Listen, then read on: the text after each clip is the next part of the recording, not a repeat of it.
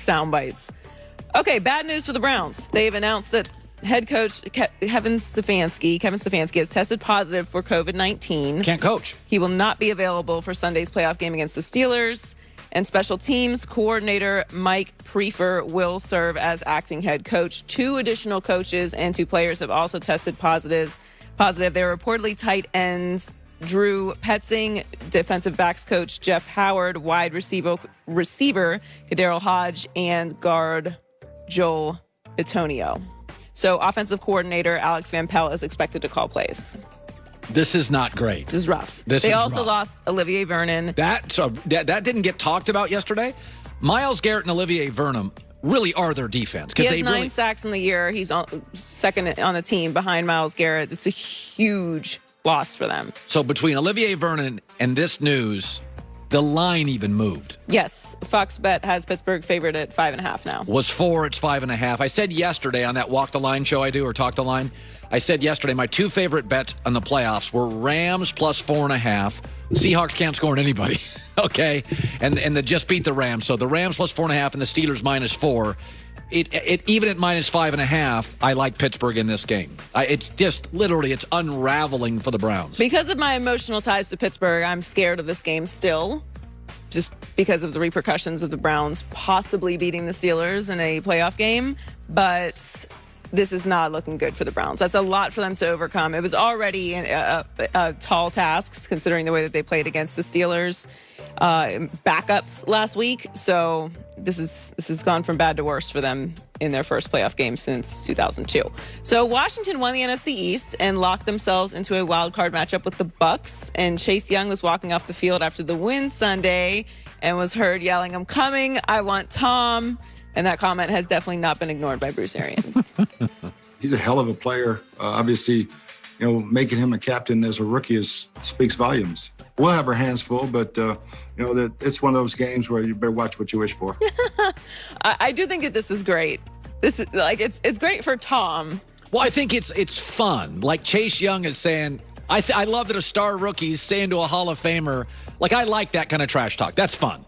Yeah, I mean, I don't think it's going to end well for Washington, but Chase Young. He is great. Oh, my God. Clearly. He is fantastic. Clearly have hit on that pick. I mean, we knew coming into the draft, he was really the one player in this draft that was a for sure thing. You usually only have about 1 or 2 of those in every single draft. Like maybe 2 absolute hits. They're going to star. And he is a star. Yeah. He's been tremendous. He's, as he said, he's a captain of the team already. A team that's gone through quite a bit over the past couple years. For him to come in as a rookie and be a leader like that is tremendous. We're all going to be watching this game because we want to see what Tom Brady is able to do in the playoffs. But, the Bucs are favored by 8.5. The NFL playoffs are here. I know. I was thinking about it.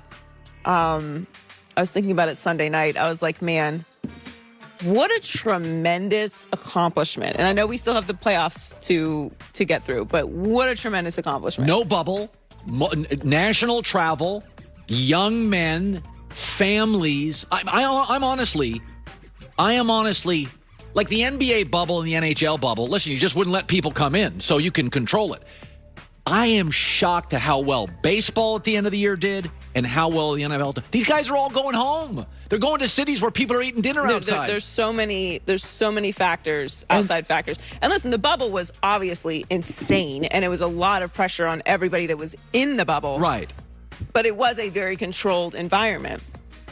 And they did an amazing job because, I mean, can you imagine how bad it would have been if someone had tested positive in there? I mean, it would have been a disaster. They did an incredible job. But what the NFL has done, I mean, it's amazing that we're here right now. God. It's remarkable. Finally, the Jets hired offensive-minded Adam Gase 2 years ago in the hopes that he would be able to groom Sam Darnold. That didn't work out the way they planned. So team CEO Christopher Johnson is looking for a more well-rounded coach. This time, he said, I don't much like the term CEO, but it does describe what we're looking for. We want a head coach that coaches the entire team and his staff. You don't have to be offensive. You don't have to be defensive. This is a coach for the entire team. That's very important for us looking forward. He said he didn't really like that Greg Williams was kind of in charge of the defense. Yeah, well, I don't think that matters. It's just that Adam Gase is not a good head coach. Well, there's. I think I talked about this with you last week. The term walk-around coach. Right. So in the NFL, Jimmy Johnson was known as a walk-around coach. Belichick is. It's not a specific side. They just walk around and they go unit to unit and they correct mistakes.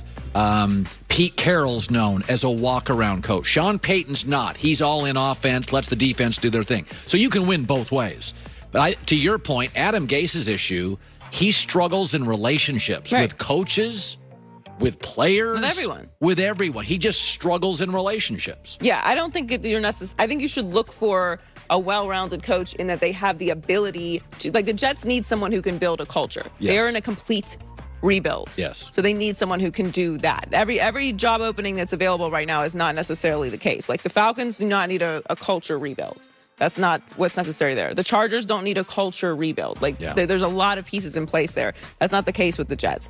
They currently have 10 picks in the draft, 2 in the first round, and $68 million in cap space, second most behind Jacksonville. And they have sought to interview Eric Bieniemy, Brian Daboll, Arthur Smith, Matt Eberflus of the Colts, Brandon Staley of the Rams, and there'll be several more requests coming in the next few days. There's some really, I got to be honest with you, there's some pretty good candidates this year. Sometimes you have good candidate years and bad candidate years. Well, that's good because there's a lot of jobs, too. Yeah. Joy with the news.